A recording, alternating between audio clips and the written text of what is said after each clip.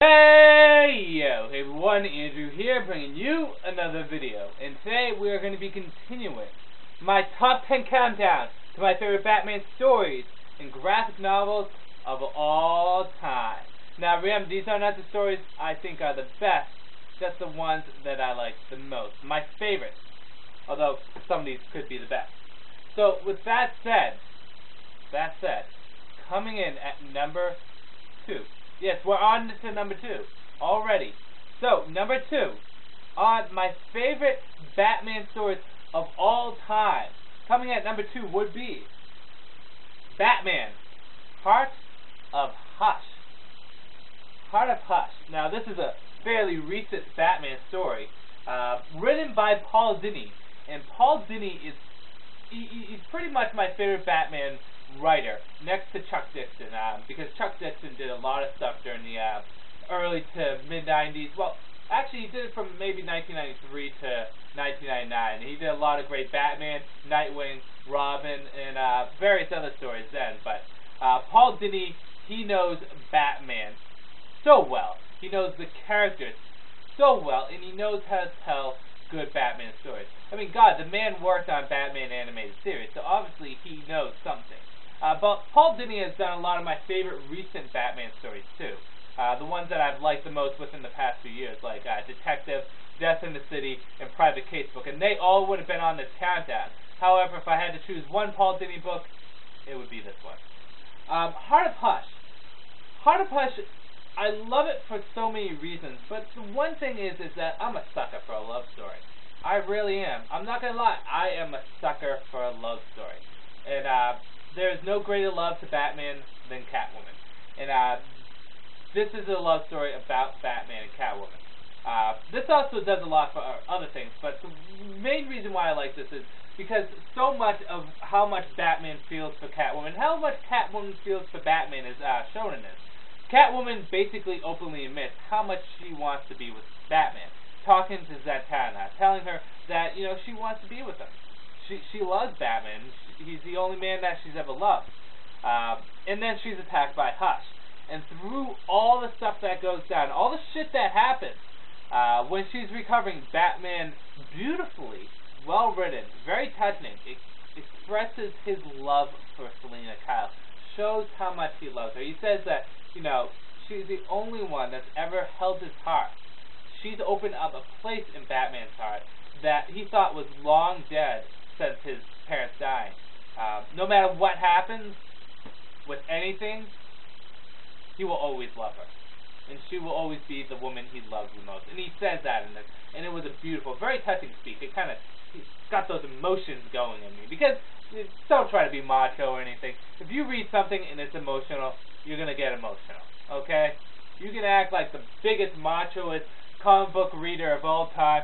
Oh, I don't get emotional. If something's touching, it's going to touch you. And that touched me. I'm not going to lie. It was probably one of my favorite Batman moments when he expressed his love for her. And it was great afterwards. She goes, I'm awake. And he said, at what point? And she said, since he said Selina. So she heard the whole thing. And it makes you think that if Bruce did not have to deal with Black Glove, if he was not with or masquerading as Jezebel Jet's boyfriend / fiance or whatever they were, Selina and Bruce would be together. And I honestly think that if done correctly, they would be together when Bruce returns. Because in Gotham Sirens, it touched upon how much Selina still is upset about Bruce leaving. I haven't read all of Gotham Sirens, but it's done by Paul Dini also, so I really would like to see them get together. A lot of people say comic book relationships do not work. People in comic books really can't have relationships. But I disagree with that. I think Superman and Lois Lane is a great relationship. Even though he's on New Krypton right now and doing his own thing, they're always together. I think they have probably the most beautiful relationship in comic books. Peter Parker and Mary Jane Watson, even though I don't read Spider-Man or Marvel, they have a beautiful relationship too. And I really, why the hell are they broken up? Again, I really don't care, but I don't see why they're broken up. I mean, Mr. Fantastic and Sue Storm, I mean, there's another one. I think comic book relationships can work, and Batman and Catwoman work very well together. Paul Dini really shows it very much here. I mean, Jeff Loeb did a good job at getting things started. and really starting to mix things up. But I've always considered at the end of Hush that Jeff Loeb just opened up the door, and whoever wanted to could walk through that door with Catwoman and Batman. And Paul Dini did this. And hopefully Bruce Wayne and Selina Kyle get together. It would make me absolutely happy. It's something that I would really like to see. But that's the main thing why I like Heart of Hush. Second thing is Paul Dini just does fantastic writing. I already said that, but he really does. His writing is beautiful. You know, I have not read a Paul Dini Batman thing that has not been good. I have not read a bad one he's done. They've all been good. He's done a great job with Batman, and the writing he does in here really reflects on how well he knows Batman and his supporting characters and his universe as a whole. He also helped build the character of Hush up. Hush is, I'll say, Hush is one of my favorite Batman villains. At least he's within the top 5, I think. But the one thing I can say about Hush is he really doesn't have much to him. Jeff Loeb did a decently good job at introducing the character and kind of laying down the foundation for the character. But the character didn't have that much depth. He didn't have much motivation. I mean, what is Hush doing this for? Why is he doing it? I mean, really, Hush had very little to him.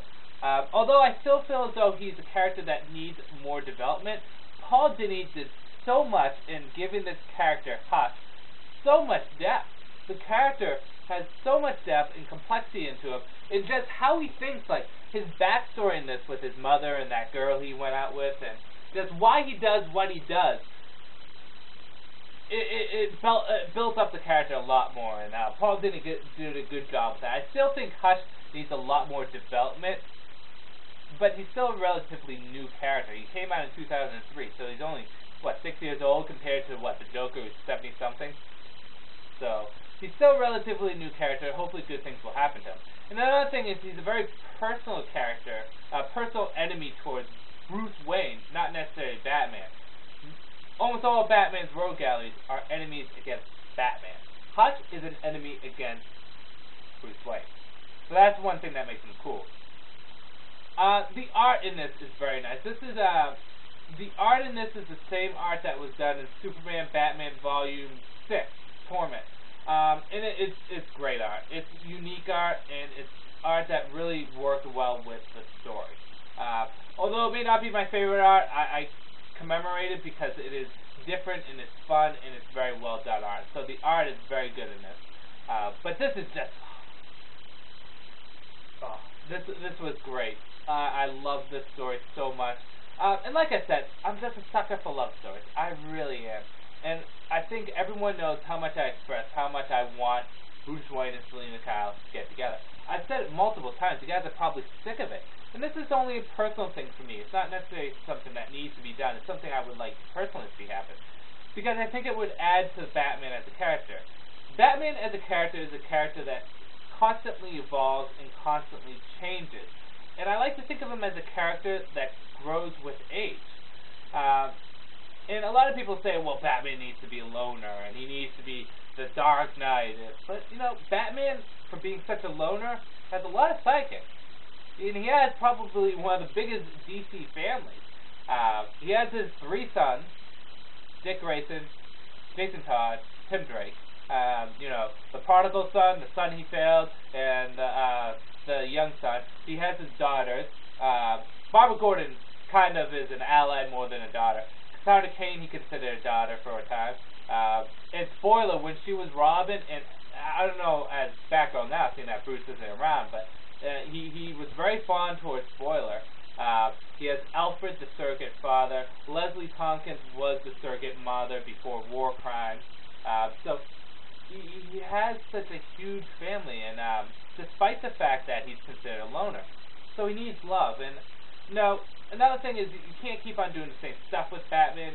I think it would be a good and welcome change if they brought in a love interest being Catwoman to Batman's life. You can still keep him dark, and you can still keep him kind of alone and gritty and an asshole that he is, because Batman is an asshole. But I think Selina Kyle would be a nice introduction to Batman's world as a love interest and as a wife.